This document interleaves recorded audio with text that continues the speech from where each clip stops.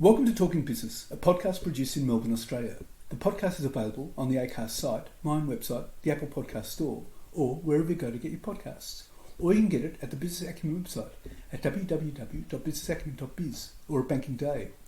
For the most exclusive access to leading economists and business leaders from around the world, subscribe to Talking Business from my website, leongettler.com. I'm Leon Gettler. My job is to review and monitor the week's news in business, finance and economics. I bring it all to you every week. This is episode number 23 in our series for 2023, and today's date is Friday, July the 7th. First, I'll be talking to Andrew Curnow, who created the Me Too Foundation, which manufactures Australian-made personal care products and donates 100% of all its profits to registered charities supporting survivors of domestic violence in Australia. And I'll be talking to RMIT economist Sinclair Davidson about the likelihood of recession. But first, let's talk to Andrew Curnow. Andrew, tell us about the Me Too Foundation. You manufacture Australian-made personal care products and you donate 100% of all your profits to registered charities to support survivors of domestic violence in Australia. We do, yeah. So I registered, so Me Too is a not-for-profit organisation. I live here in Melbourne, Victoria, run it down here. We produce, like other great, socially minded businesses, we manufacture soap products and hand wash, body wash, bar soap, hand cream, gift sets, candles, and those sorts of things. And we distribute to consumers directly and as well as a number of retailers across the country. And 100% of the profits are donated to registered charities in support of survivors of domestic violence in Australia. How does the money support victims of domestic violence? So this is the thing. This is why we're insistent that the charities are a registered charitable, registered credible organisation. We deal with one main charity called Rise Up Australia. They're based predominantly in Queensland, but have a huge volunteer network all across the country. And Rise Up Australia is the forefront of helping women particularly re-establish themselves after a domestic violence victim has had to flee an environment that wasn't safe for them, and things like buying school books and backpacks and tables and bedding and chairs and rehousing them and furniture and getting them reestablished. And these type of companies, they get a lot of donations of actual product itself from businesses in the community, and they're looking for other ways of, and certainly other funding to help provide all of the necessary things that women need to get re-established. And Nicole Edwards, the CEO of Rise Up Australia, who's won many community awards and does such a great job for that organisation, she's now in need of a warehouse and a forklift, for example, to be able to just provide the infrastructure needed to get these necessary goods out to the women who need to be, have their whole world re-established again. I believe the other charity is the White Ribbon Foundation? Yeah, so we align with the White Ribbon Foundation as well, because I personally fundamentally believe that domestic violence starts with behavioural change. We have to, change the conversation, and that's what White Ribbon's all about. Are you looking to branch out to other smaller charities as well? Yeah, we are. And ideally, we're only just over 12 months in, but ideally, when I first started this, I had a look at becoming a charity myself so we could control where the money is raised or where the money is given to and how that's disseminated. But I just found that too difficult. There's already so many wonderful, accredited, great charities working in this field. So I didn't want to add another layer to that. And so that's why we decided on this model of donating to registered existing charities. And there's hundreds of charities that work at the grassroots community level. When somebody needs a bed for the night in their local suburb, there's those sorts of grassroots community charities all over the country. And it's difficult for us as a new organisation to be able to align with all of those community ones initially. That's why we went for the two national ones. But ideally, the goal is to be able to disseminate money through a lot of those individual smaller charities as well, where money is just so chronically needed. It's just so chronically underfunded.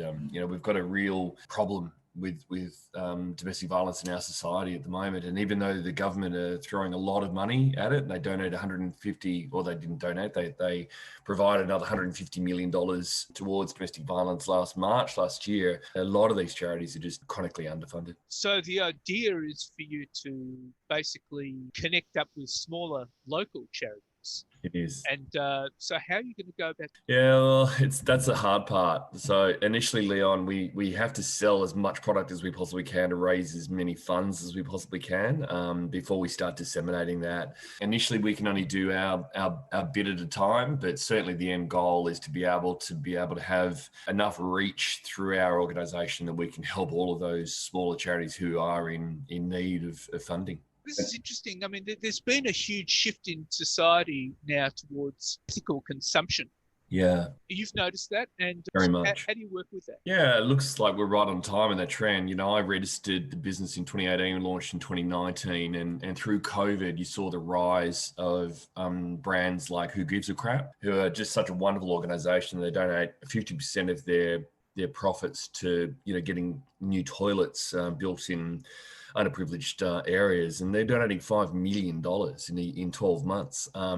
There is a massive trend from consumers to these type of products where they know that their dollars are going to a good cause. So, and that's exactly what we're trying to do. I think people's budgets are stretched so far already that we're finding that, so we're not wanting to ask people to put their hand out and donate more money. We're asking simply that you change your brand of hand wash or body wash and buy a Me Too Foundation hand wash, knowing that at a very similar price to what you might be paying already and made in Australia and very, very good quality product, knowing that those profits are all going to go to a very good cause and support a desperately needed, issue in Australia.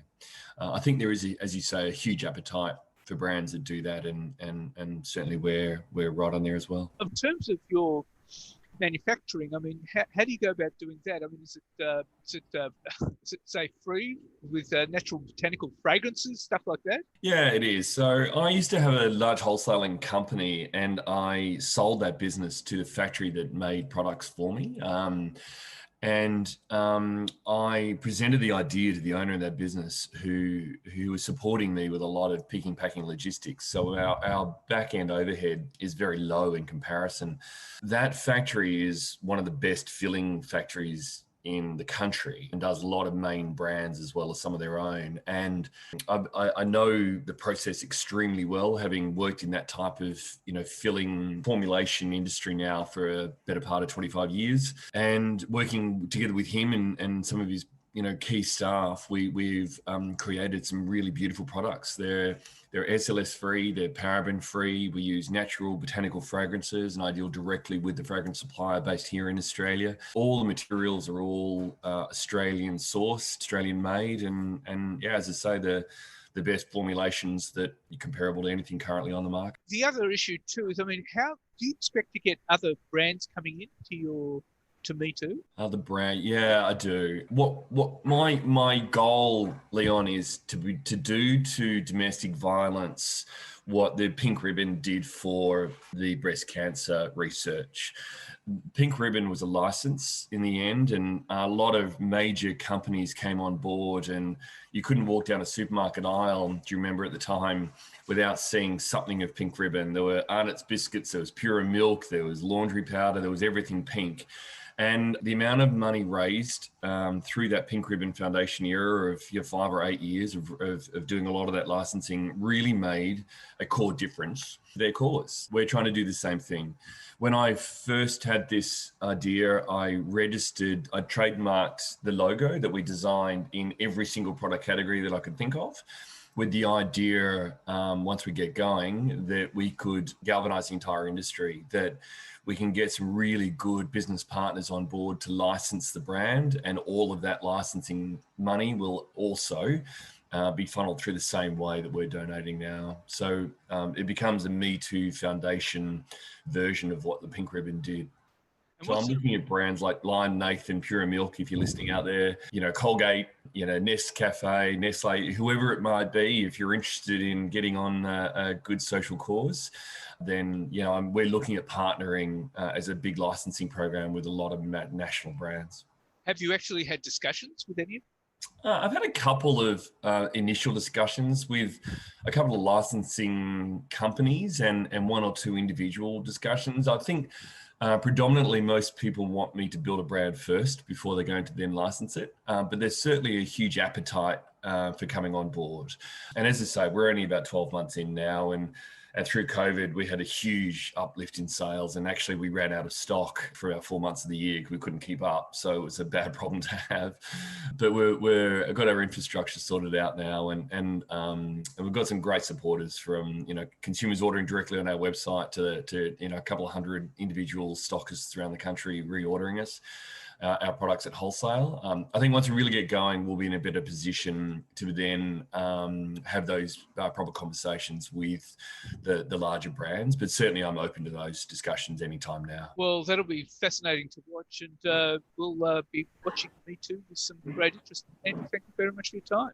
Brilliant. Thanks so much for yours, Leon. And now let's talk to RMIT Professor Sinclair Davidson. Well, Sinclair, there's all sorts of predictions that AMP is saying there's a 50% chance Australia will be in a recession later this year. What's your view? That's probably a good call. I would imagine it is very likely that there would be a global recession during 2023, and it'd be very hard for Australia to avoid that recession as well. I think interest rates are rising to levels we haven't seen in 15, 20 years almost, I would say, maybe not 20 years, but interest rates are rising very quickly. People have gotten used to a low interest rate environment. The global economy is still sluggish.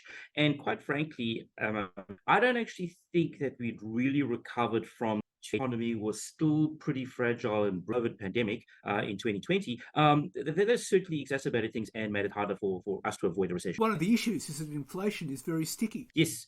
So the inflation genie is out of the bottle. I know yesterday some good figures came on, goodish, better maybe. Figures came out of the ABS saying that Australian inflation was lower than it had been in the previous quarter.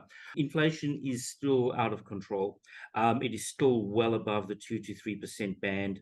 I can't see how we avoid another 2 rate rises in the next 6 months.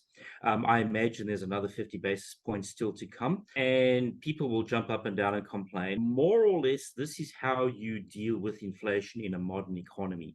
It is the equivalent of 18th century bleeding the patient. So in the bad old days, you would have a fever or you'd be ill or what have you, and they would literally bleed you. How we fight inflation is the equivalent of bleeding. We more or less try to slow the economy down, take money out of circulation. That is what we do. It is an astonishingly painful process. The very first day I went into an economics class, the lecturer actually said to us, when you have economic problems, the solutions are always very painful. And that's lived with me for the last, almost 30 odd years.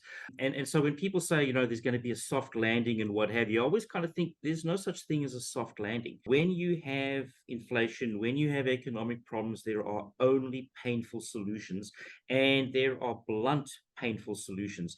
We simply do not have the knowledge or the understanding or the skills or the tools to fine-tune an economy the way in which people say we do.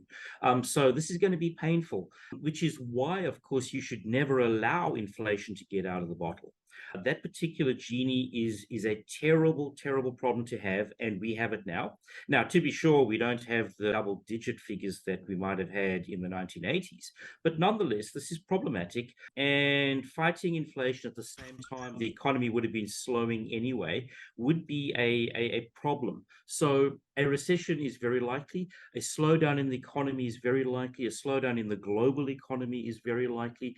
We've got to remember, when we shut down the economy in 2020, that was an unprecedented experiment to kind of stop an economy, keep it in place, lock everybody down, and then restart the economy. That's never been tried before, ever. So there's a lot of learning that's got to go on from that, and there's a lot of pain going to be associated with that. And we need to realize the economy is smaller in many senses than what it was before. And so we've got too much money in circulation. We have to take it out. That's where that inflation is coming from. And, we are in uncharted waters.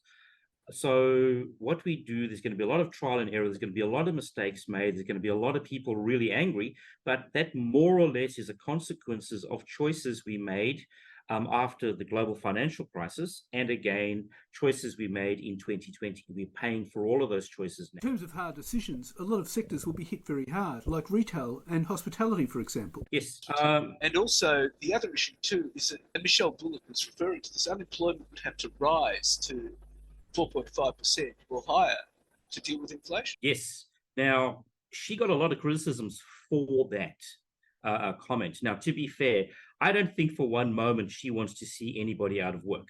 But she was literally making the prediction that that is what's going to have to happen.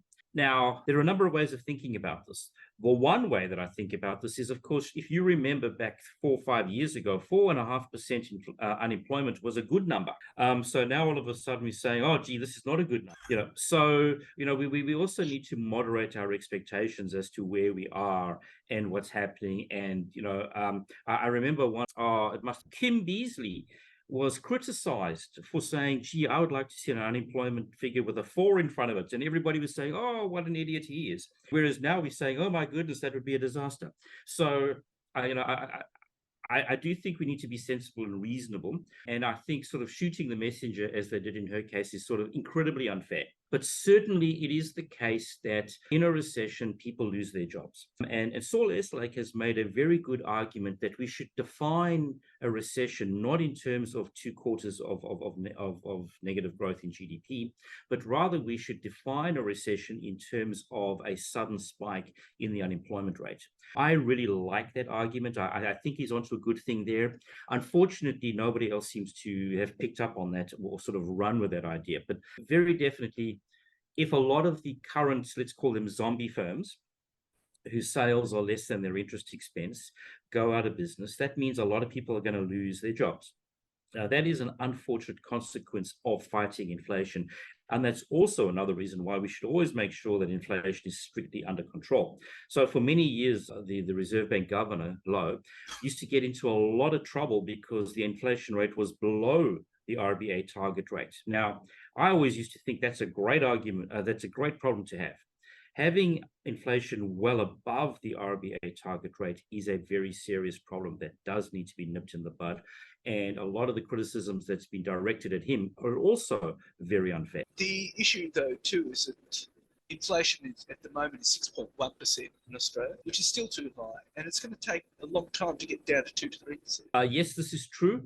And in hindsight, the RBA should definitely have started fighting it before they did. They did delay, and in hindsight, that delay is unfortunate. But again, at the time, there were arguments being made that this wasn't really inflation per se, that this was a supply chain disruption. And those were, I wasn't entirely convinced by the argument at the time, but it was a sensible argument to be making. And reasonable people could have reasonably held that view, and the Reserve Bank did hold that view. And in retrospect, that was a mistake. But again, if we could forecast the future pretty well, we wouldn't need a Reserve Bank at all. So, those criticisms of the Reserve Bank are unfair. Yes, it will take time, but we've done it before. We know how to do it. We know there are blunt instruments. I realize people do want to try and engineer a soft landing. I personally don't think that this is possible. So I think you should just go in hard. It's like ripping off a plaster. You just rip it off as fast as you can, as opposed to try and peeling it off. You just got to get the pain over and done with. So I would have raised interest rates a lot faster, a lot sooner. But I don't want to be overly critical of the Reserve Bank. They've made decisions that they thought were appropriate at the time, given reasonable expectations and information that they had. The Reserve Bank Board will have a new governor and a new administration. What's your view about that? Well, I'm in 2 minds. I like the idea that you have a 7-year term for the RBA governor and then you appoint somebody else. I'm not entirely happy or not happy. I'm not entirely comfortable with the process which they've gone about doing it. If they'd simply said, he's had a 7-year term, we're going to appoint somebody else. Thank you very much. It's all going on. But I kind of think having this review to criticize the Reserve Bank and then change the governor kind of makes it look like they were trying to get rid of him. And the issue, too, is the Reserve Bank has to be independent of government. This smacks of government interference. Well, the Reserve Bank policy choices have to be independent of government. The Reserve Bank itself is a government agency, but yes, it does smack of government interference. And the other thing is, I mean, I don't think there's anything wrong with reviewing the Reserve Bank. And the team they put together to review the Reserve Bank is a pretty high-powered team. I just didn't agree with the recommendations that came out. I'm not at all convinced that we should be doing that. And what kind of annoyed me a little bit was that the government immediately said, oh, yes, we're going to do that. And I thought, well, no, let's have a discussion, let's have a debate. Making such a profound change to one of the most important economic institutions in the country is not something you do because you don't like the Reserve Bank governor or you think we're going to appoint somebody else. He was at the end of his term anyway. They could have very quietly said, thank you very much, and you've had your 7 years, and we're going to go with somebody else, which is also a very reasonable thing to do. So I think the whole process has been mishandled quite badly, actually. Well, yes, and of course, whoever leads the Reserve Bank will have to show their inflation-fighting credentials. Yes, they will, which, of course, ironically will put greater pressure on the government, because right now the government can always point to the Reserve Bank and say, those guys are independent. But having just appointed a new governor, they can't really say, well, we didn't get the person we wanted. So it's going to make it a bit hard for them, I suspect. Well, the issue was that Governor Lowe was playing the bad cop, so Jim Chalmers playing the good cop. Yes, well, it's now going to change. Well, I mean, playing the bad cop is literally his job. In person, he's actually a lovely, lovely person. So I think he's doing the job that he's been paid to do, and he's also acting as a bit of a lightning rod, which is also his job. That's what he's getting paid to do. But yes, it's going to be interesting to watch to see what happens. But I certainly think we will be getting a new governor. Well, Sinclair, thank you very much for your time. Thank you. So what's happening in the news? And at their July meeting, the RBA left rates unchanged at 4.1%. The cash rate is currently at its highest level since April 2012. The Reserve Bank decided to wait for more information on inflation, the labour market and household spending to better determine the impact that existing rate hikes had. It doesn't mean the tightening cycle is over.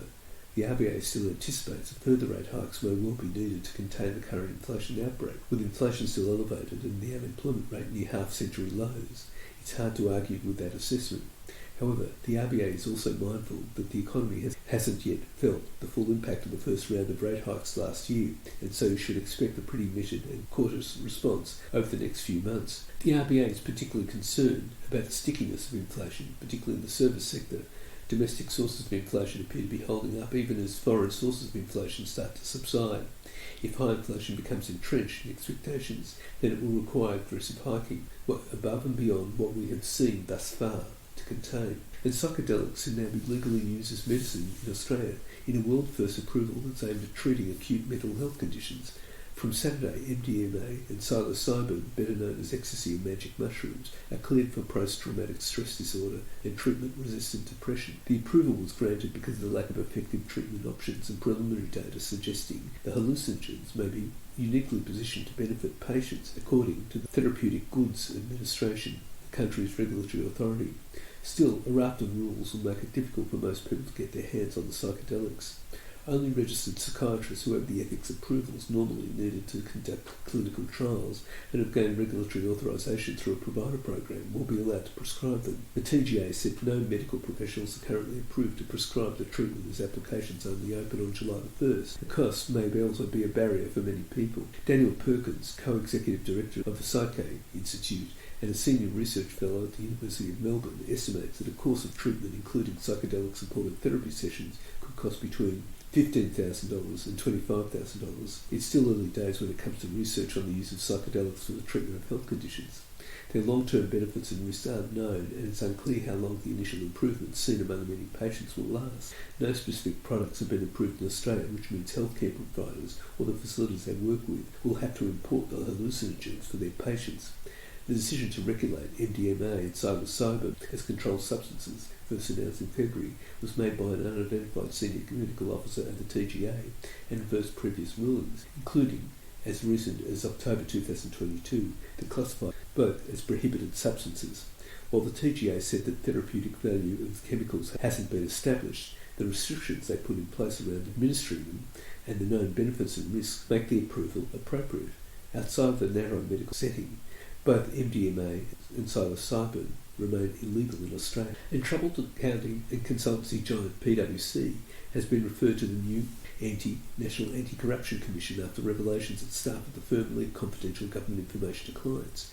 The firm is one of the first issues to be referred to the new independent agency, led by former New South Wales and war crimes investigator Paul Brewer, when it opened operations on Saturday. Green Senator Barbara Pocock made a formal referral of the consulting firm to the Commission over the weekend. The PwC scandal has been high on the Greens' list of issues the party says should be investigated by the National Corruption Watchdog, which has been set up to detect and investigate corrupt conduct in the Australian government sector with the power to compel witnesses.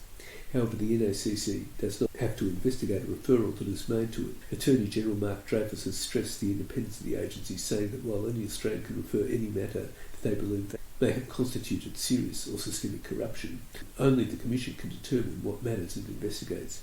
Senator Pocock said the watchdog would be able to shed further light on PwC's use of confidential information. The Australian Federal Police began a criminal investigation into the consulting firm and its former partner Peter Collins in May. A joint report from Labor, Coalition and Green senators released last month accuses PwC of a calculated breach of trust over the scandal and the group's attempts to minimise the seriousness of the situation. The firm last week said its global clients and industry leader Kevin Burrows would become the new chief executive of its Australian business. It also confirmed the sale of its government business to private equity group Allegro Fund for $1. There were also 47 roles made redundant at PwC last week in the lead-up to the end of the financial year. And Tom Seymour has headed a list of 8 partners that PwC has kicked out of its business over the leaking of confidential treasury information to help its big tech clients avoid paying tax. PwC Australia named the 8 partners as the culprits of the consulting firm's tax scandal as it released the main findings of its own investigation into the handling of the treasury information and past failures in professional, ethical or leadership responsibilities. This compares with 63 partners that Parliament named as receiving confidential information but not necessarily acting on it. One partner who is subject to the investigation is on medical leave, while the firm has no reason to believe the remaining partners and staff who are named in the Senate submission have disseminated confidential information. Mr Seymour, who took over from Luke Sales as Chief Executive of PwC Australia in 2020, has been given notice of his dismissal from the partnership, which has been brought from his planned retirement in December. He's been at the firm for 21 years. Richard Gregg, Peter Van Dongen and Wayne Plummer have also been given notice of their sacking from the partnership. The reason why they've been given notice and not immediately dismissed is because it is understood they haven't agreed to leave. As owners of the firm, they have been given notice of the findings against them, and a process has started under the partnership agreement to remove them. And Labor Senator Deborah O'Neill has called on accounting firm PwC to provide more detail on the tax leak scandal, which has seen 8 partners, including former Chief Executive Tom Seymour, pushed out the door. The Labor Senator, who chairs the Joint Parliamentary Committee on Corporations and Financial Services, which has been investigating the scandal, said more questions need to be answered by the firm following Monday's announcement of the forced exits, which also included former Chairman Peter Van Dongen. This follows 4 partners who were previously named as being involved in the confidentiality leaks, following PwC's work with the Australian Taxation Office on legislation to crack down on multinational tax avoidance. Senator O'Neill said PwC also needed to detail what action it was taking to hold the PwC Australia leadership team to account, including former Chief Executive Luke Sayers, who now runs his own consulting firm based in Melbourne, and the legal counsel from 2015, when the alleged leaks of confidential material from PwC's dealings with the tax office occurred. Senator O'Neill said the announcement that 8 partners were being removed from the firm, in addition to the earlier 4, marked the beginning of some indication of redress by PwC, but in no way should it be perceived as a definite resolution to this matter, she said. She said PwC needed to provide more detail on the internal investigation which had led to their dismissal, details of the misconduct they'd allegedly been involved in, and whether any had been referred to bodies such as the Australian Securities Investments Commission, the Tax Practitioners Board, or professional accounting bodies. And the ratio of tax to GDP has breached the 23.9% benchmark after a bigger than expected budget surplus from surging income tax receipts and resources companies' profits, and risks becoming permanently entrenched, economists warn. As Prime Minister Anthony Albanese and Treasurer Jim Chalmers face pressure to spend a surplus now nudging $20 billion, business groups also warn splurging the windfall could fuel inflation and further interest rate rises. Finance Department monthly figures released last week showed in the first 11 months of 2022-23, the budget was in surplus by $19 billion, much higher than the $4.2 billion forecast in the budget less than 8 weeks ago, with company and personal taxes reaching record highs. Economist Chris Richardson estimated the tax to GDP ratio for the financial year hovering about 24.2%, which is the first time it exceeded 24% since 2007 and 8. The former coalition government self-imposed a cap of 23.9% for tax revenue's share of the economy based on the average during the second half of the Howard government. But Treasurer Jim Chalmers has dismissed the cap as arbitrary and a target set for political purposes and does not feel bound by it. Mr Richardson said high prices for Australian commodities caused by the war in Ukraine, bracket creep, inflation and low unemployment have pushed Australia's tax take past 24%.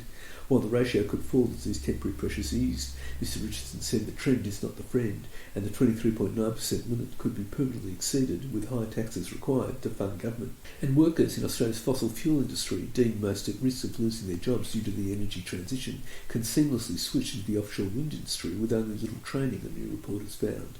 The findings, if proved correct, will temper fears about the impact on workers and local communities of Australia's rapid transition away from fossil fuels that is reshaping the country's $2 trillion economy. Australia has earmarked offshore wind as central to providing the electricity currently generated by coal, and a report from Star of the South, country's most advanced offshore development, said there's significant crossover of skills required by workers. As a result, many workers displaced by the transition in Gippsland, Australia's first offshore wind region, can find employment in the emerging industry. What we found is that around 70% of workers in traditional power generation sectors have those core skills needed to work in offshore wind with just a little bit of digital training, Erin Coldham, Chief Development Officer at Star of the South, said. In the maritime industry, it was even higher, close to 90% of the existing maritime industry are well equipped to work in offshore wind. Star of the South's findings mean it is likely to have a large talent pool to choose from as it undertakes development, with several major fossil fuel generators winding down operations. Energy Australia's Yallourn coal power station is expected to be retired in 2028. The coal power station is Victoria's second largest electricity generator and employs about 500 permanent workers, many of whom will need alternative employment in the next few years. Star of the South, which is targeting its first generation by the end of the decade, expects to create up to 2,000 jobs in the state over its life, including 760 in Gippsland during construction and 200 long-term local jobs during operations. And only 1 in 5 women have the highest paid jobs in the federal public sector, despite holding 57% of all the roles, a new survey has found. And the gender pay gap in the federal public sector is wider when agencies such as the Reserve Bank, NBN, Australian Post, CSIRO and the ABC are included, along with the core public service. The gap for the larger group was 11.6% compared to 7.2% for the core, based on total remuneration. The survey by the Workplace Gender Equality Agency and the Australian Public Service Commission found that women make up 57% of the federal workforce but occupy only 48% of top leadership positions. At the same time, women dominate the number of lower paid jobs, almost 1 in 3 men, 32% in the top earnings quartile, earning above $141,000 compared to almost 1 in 5 women, 19.4% the survey found. This trend was reversed in the lowest earning quartile, 28.7% of women earning below $94,000 compared to almost 1 in 5 men, 19.8%. The survey was the first review of the federal public sector to include the broader business agencies which voluntarily submitted data. And Optus owner, Singtel, Gladys Berejiklian's ultimate employer, has an official zero-tolerance approach to corruption and conflicts of interest and demands staff comply with laws and codes of practice in the jurisdictions where they work. The telco declined to comment on Monday on the implications for Ms Berejiklian's role with the company, stemming from the New South Wales Independent Commission Against Corruption's findings last week. The former New South Wales Premier engaged in serious corrupt conduct. Singtel acknowledges the ICAC report published in relation to Ms Berejiklian's time as a member of the New South Wales Parliament. The Singtel Group has a code of best conduct policy for all staff, a spokesman said. Ms Berejiklian is weighing up a legal response to the ICAC report, which found to have breached public trust over a series of regional grants and a secret relationship with former state MP for Wagga Wagga, Darryl Maguire. Singtel declined to say if the ICAC fine meant Ms Berejiklian had run afoul of the company's code of conduct policies, which include provisions of corruption, reputation and wrongdoing, criminal, moral or otherwise. Singtel said its policies committed to higher standards of probity and accountability in its affairs. It recognised the importance of protecting its operations, employees and assets against unethical practices and therefore adopts a zero-tolerance approach to fraud, corruption, company policy documents state. A section in Singtel's 7-page policy on compliance with the law demands employers comply with all laws, regulations and codes of practice applicable to the different jurisdictions where it operates. Another segment concentrates solely on conflicts of interest, requiring employers to disclose relationships with a bearing on their role. Employers must avoid all situations which could result in conflicts of interest, it states. They should comply with the reporting and disclosure requirements of potential or actual conflicts of interest and disclose any matters which could reasonably be expected to interfere with their professional duties. The ICAC report released on Thursday found Ms Berejiklian was subject to conflict of interest during her 5-year relationship with Mr Maguire that she should have disclosed as she advocated for grant funding for projects in his electorate. The Commission said that in supporting the projects, Ms Berejiklian was advancing her relationship. The Commission also argued she breached public trust for failing to report Mr Maguire on suspicion of corruption when she had been aware that he stood to benefit financially from a series of land deals he was using his position in Parliament to advance. The spokeswoman noted Ms Berejiklian had been a Singtel employee for just over 18 months and referred to a statement in which she said she'd always put the needs and interests of New South Wales above her own. And struggling business owners face a horror show over the coming months as a taxman circles and operates a cost spiral in the wake of a 17% spike in company insolvencies over the past financial year.